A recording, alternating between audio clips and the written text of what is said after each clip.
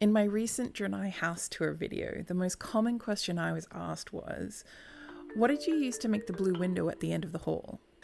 So I figured I would put together a short tutorial on how to make it. To make the window, here's your shopping list. 15 Curian anima barrels, all sized to 200%. These are a crafted item made by engineers, so you can buy them on the auction house or make them yourself or get them made. Side note, if you're looking for the source of any item, my favorite place to go is WowDB Housing Hub. There's all sorts of features on the site, but they make it really easy to find the sources for Decor, and I've linked it in the description. The other 3 items can be bought from neighborhood vendors, so easy to acquire, and I've included the sizings I've used for each object here. Let's move to the build. Obviously, this window was made to be inside a draenei nook, which I haven't shown here, but I do have a video on how to make these arches, and I've linked it. For the Silver Moon large platform, it's just placed up against the wall.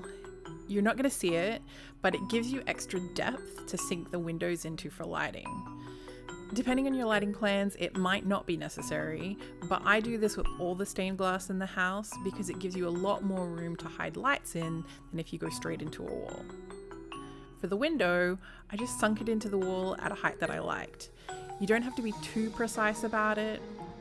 As a reminder, if you're looking to adjust an item that you've sunk into something or you've lost, when you're in the advanced menu, you can go to the Place Decor list, scroll down to the name of the item you're looking for, and then click through each of them until you find it based on the UI indication that you see.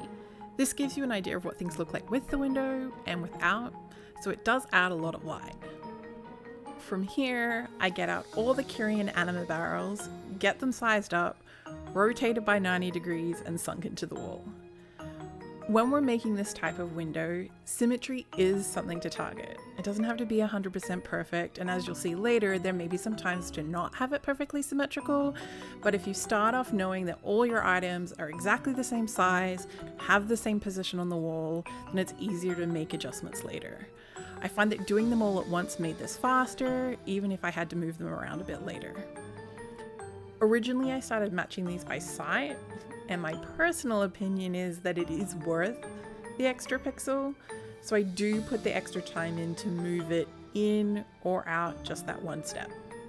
However, as I started to move along the wall, I felt my eyes were doing kooky things and my brain was getting really spacey because I was finding it difficult to match the width that I'd been using on the other barrels. It started to appear that they were quite different as I moved them along the wall, and then I realized this is one of the joys of working with the Silver Moon platforms.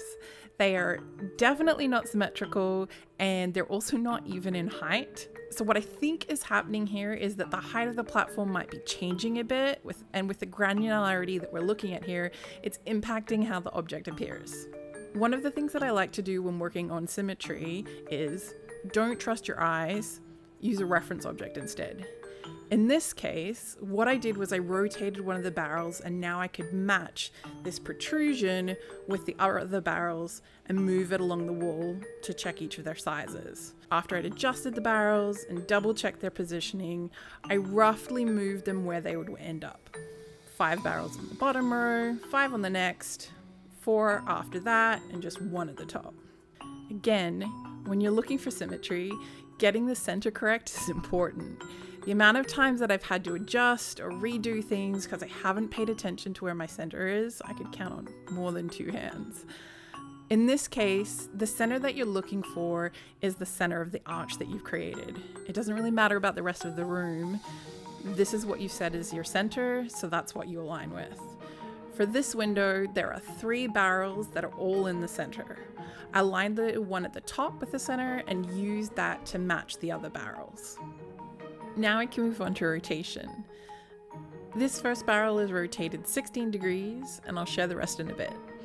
After you've rotated, align the lines on the metal casing of the barrel to create a smooth look. The goal is to mirror the rotation for the partner barrel on each side.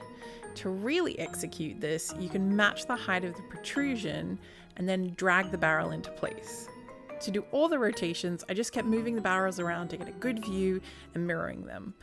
And things do look pretty good, even just leaving everything here.